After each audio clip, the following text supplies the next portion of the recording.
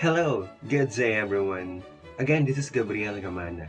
On this video, we will tackle the fourth topic under Chapter 3, the so-called spline interpolation. So let's start.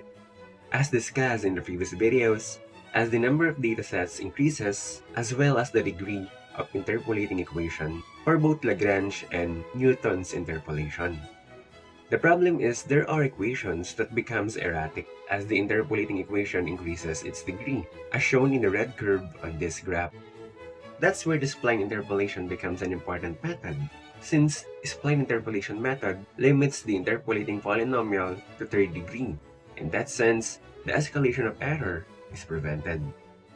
To understand this complex equation, let me show you the derivation. Let's first isolate two data points and assume that they belong to a continuous equation. Let's assume that we know the second derivatives at these points, and we are asked to determine the second derivative of the point in between. Using Lagrange interpolation, we can now determine the second derivative of the unknown point. Saying that h sub k is equals to the denominator, we have then integrate this equation with respect to x is equals to, for the second time, integrate the equation with respect to x, and that is equals to, applying x is equals to x sub k, we will have, while simplifying the equation, will give us d sub k. Again, applying x is equals to x sub k plus 1 will give us, while simplifying the equation, will give us c sub k. Substituting these equations to the general equation will give us the cubic spline interpolation equation. Now, take the first derivative of the cubic spline equation, and that will give us, then, apply x is equals to x sub k will give us. Now, if we introduce another point and apply the same procedure, it will give us, and again, applying x is equals to x sub k will yield,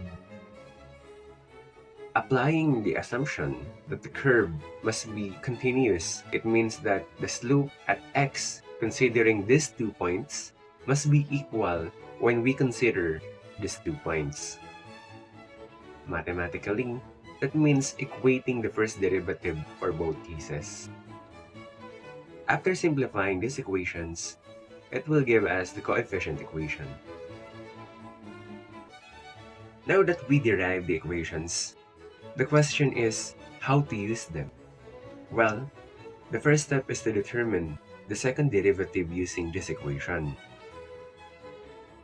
To do that, we have to create a tridiagonal matrix, a matrix that only 3 terms per row is filled and the rest are zeros.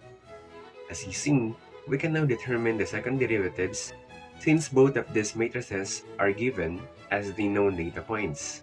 But before we proceed, remember that spline interpolation is valid only if the function is continuous as well as the first and second derivative.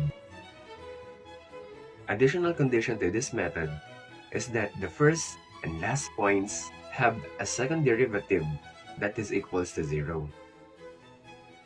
So updating the matrix will give us, and then determine the coefficients. Then after that, apply the coefficients to the cubic spline equation to determine the desired interpolated value. To deeply understand the principle, let's solve a problem. Find the value of the function when x is equals to 4 using spline interpolation with the following data points. To start the solution, let's identify which data points have an unknown second derivative. As mentioned earlier, the first and last points are assumed to have 0 second derivatives.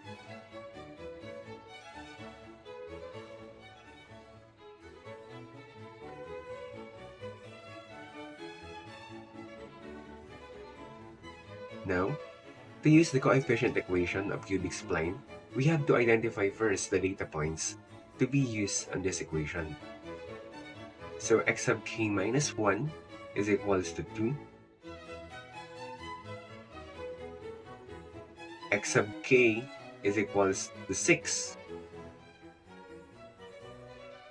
And x sub k plus 1 is equals to 8.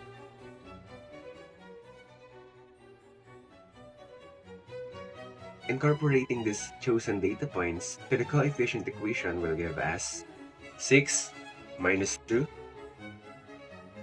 over 6 times 0 plus 8 minus 2 over 3 multiplied by f double prime of 6 plus 8 minus 6 over 6 multiplied by f double prime of 8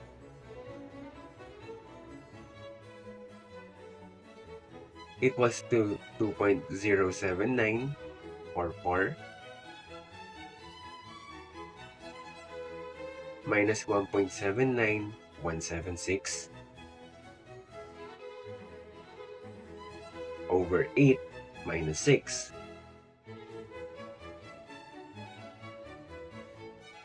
minus 1.79176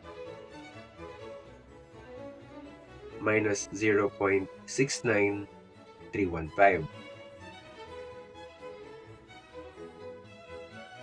over 6 minus 2. Simplifying this equation will become 2 multiplied by f double prime of 6 plus f double prime of 8 over 3.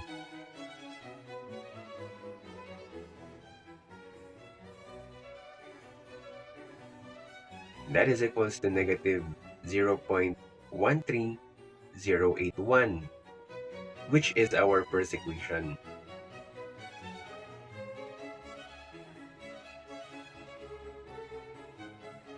We will now update the considered data points. So, x sub k minus 1 is equals to 6. X sub k is equals to 8. And x sub k plus 1 is equals to 10.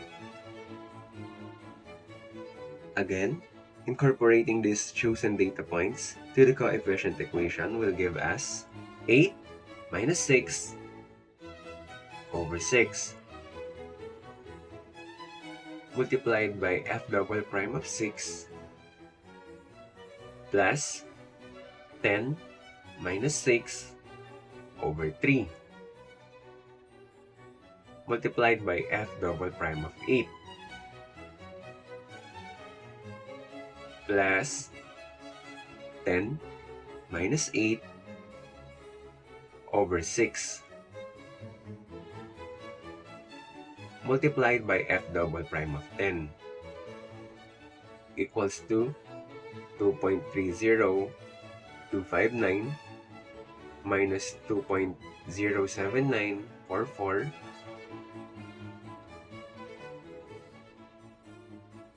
over 10 minus 8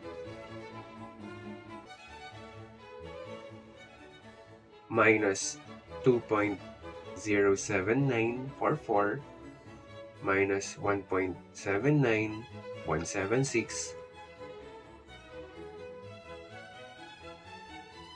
over 8 minus 6.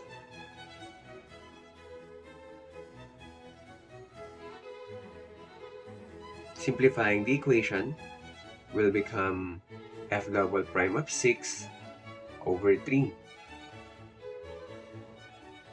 plus 4 multiplied by f double prime of 8 over 3.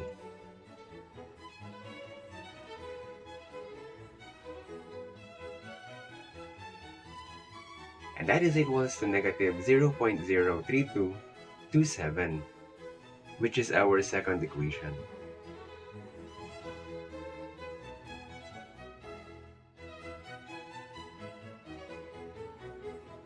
Solving the two equations with two unknown will give us f double prime of 6 is equals to negative 0.06404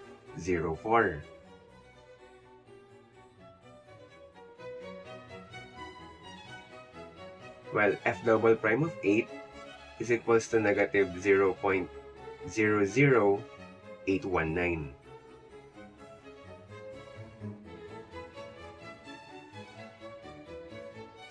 Now, we can use the cubic spline equation to determine the interpolated value. But before we proceed, we have to identify the variables within this equation. Since 4 is between 2 and 6, they will become x sub k and x sub k plus 1. We will also use the corresponding second derivatives. So f of double prime of 2 is equals to 0,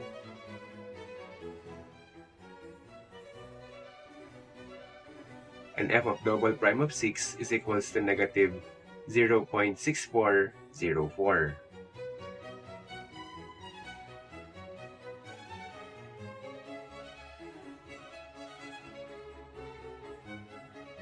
So f of x is equals to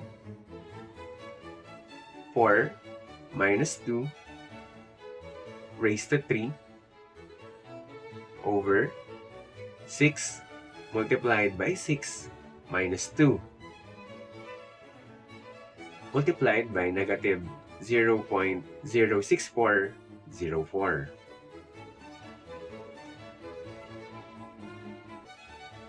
Minus 4 minus 6 raised to 3 over 6 times 6 minus 2 multiplied by 0 plus 1.79176 over 6 minus 2 minus negative 0.06404 over 6 multiplied by 6 minus 2. And these terms will be multiplied by 4 minus 2.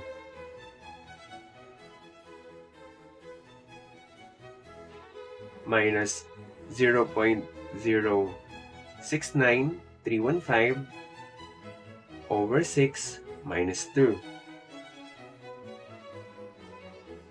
Minus 0 over 6 multiplied by 6 minus 2. And these terms will be multiplied by 4 minus 6.